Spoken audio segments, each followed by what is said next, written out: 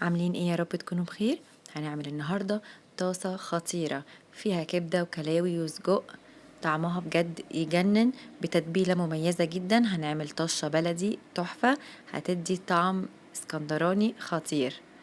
يلا بقى قبل ما نبدأ الفيديو بتاعنا، عايزاكم تعملوا اشتراك في القناة او سبسكرايب، وتعملوا لايك وشير للفيديو. وكمان حاطين عليها الصوص الطحينة بتاعتنا اللي احنا متعودين بنعملها دايما، خطيرة. يلا بينا نشوف عملنا اول حاجة ايه.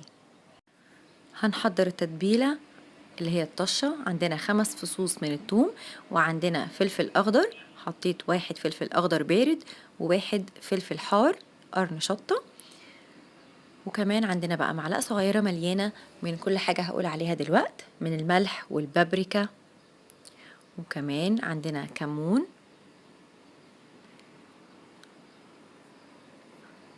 وحطيت نص معلقة صغيرة من الشطة، ومعلقة صغيرة مليانة من الكزبرة. واخر حاجة هنزل بيها الفلفل الاسود. هطحن بقى كل الحاجات دي مع بعض كويس جدا. ممكن تستخدمهم كبة او اي حاجة انتم متعودين عليها. انا هنا فضلت ان انا ادقها عشان الخلطة يكون داخلها قطع، ما تكونش مفرومة ناعم خالص. حاولوا برضو لو استخدمتم كبة ما تفرموهاش جامد، خلوا يكون فيها قطع بالشكل اللي انا وصلت له ده.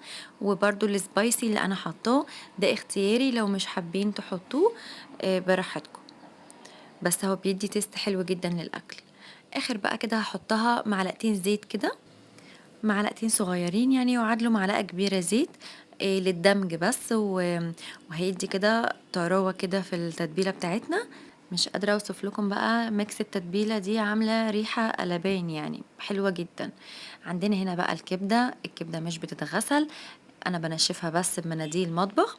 نشفوها كويس بمناديل مطبخ، بلاش تتغسل، هتبقى زفورة جدا.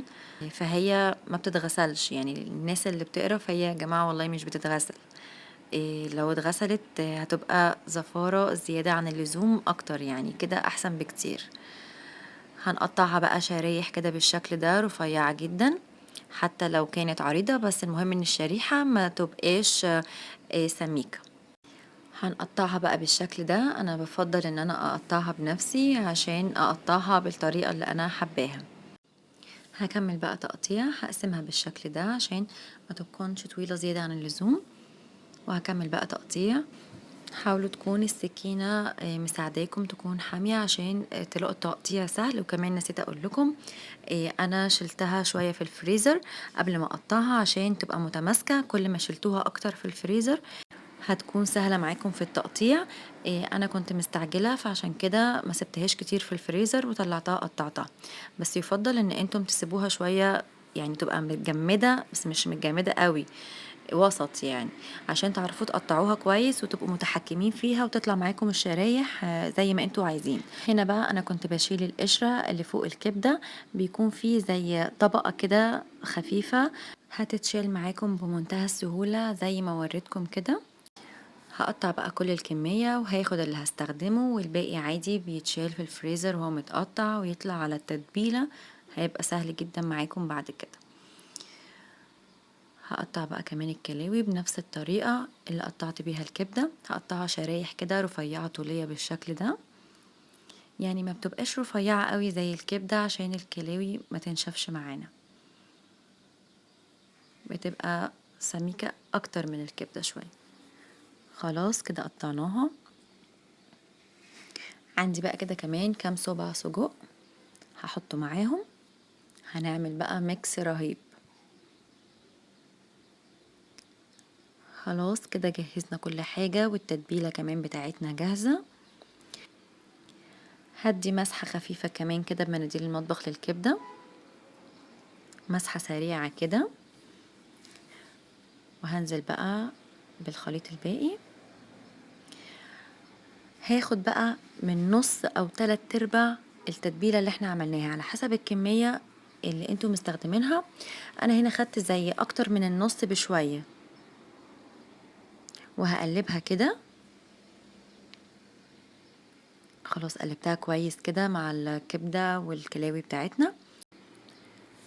عندنا بقى طاسة سخنة حطينا فيها 3 أو 4 معالق زيت كبار، وهنحط كمان معلقة سمنة عشان الريحة بس بتاعة السمنة، انتوا عارفين ممكن ما تحطوش سمنة، دي اختياري يعني.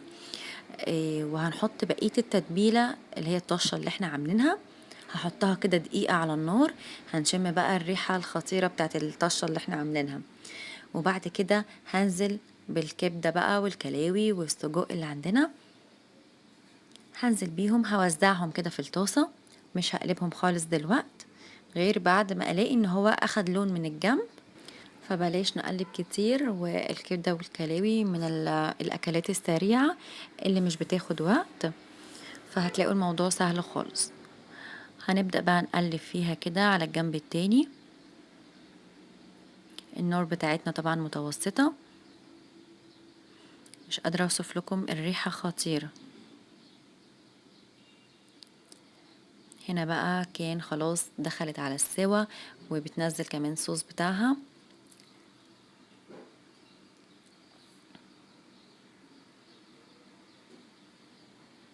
هنجهز بقى فلفل اخضر نقطعه شرايح، عشان قبل ما نطفي عليها بحاجة بسيطة هننزل بالفلفل الاخضر.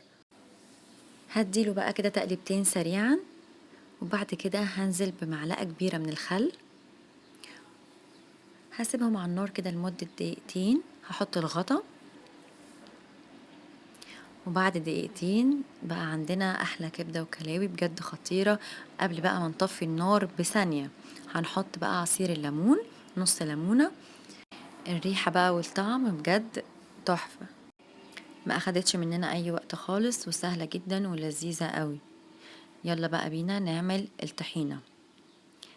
كبدة وكلاوي يعني لازم صوص طحينة. عندنا بقى معلقة كبيرة من الطحينة، الطحينة اللي هي البيضة، هنحط عليها معلقتين كبار من الخل، وبعد كده هنزل واحدة واحدة بمية فترة من الحنفية عادي، بلاش مية سخنة. هنقلبها بالراحة واحدة واحدة لحد ما نوصل للسمك اللي احنا عايزينه. السمك المظبوط، ما تكونش خفيفة قوي ولا تقيلة برضو. خلاص كده تمام. هنحط بقى التوابل بتاعتنا، عندنا معلقة صغيرة من الملح والكمون والشطة، هنقلبهم كويس، وبعد كده هننزل بنص عصير ليمونة. واخر حاجة بقى عندنا هننزل بمعلقة كبيرة من الزيت، هيدي لمعان وهيبقى اضافة جميلة جدا برضو. بعد كده بقدونس بقى كده من على الوش، وبقى عندنا احلى صوص طحينة ممكن بجد تاكلوه. يلا بينا نقدم بقى الاكلة بتاعتنا. عندنا بقى بطاطس محمرة هحطها بالشكل ده. البطاطس المحمرة دي الحاجة الأساسية في أي أكل.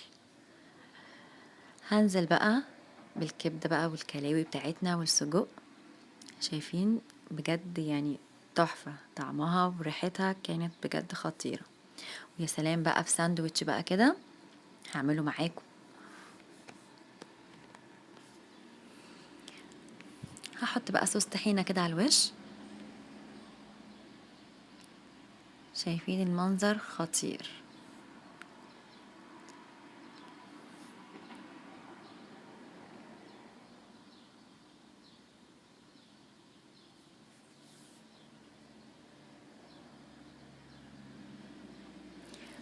وفي ساندوتش بقى هنعمل احلى ساندوتش كبدة وكلاوي.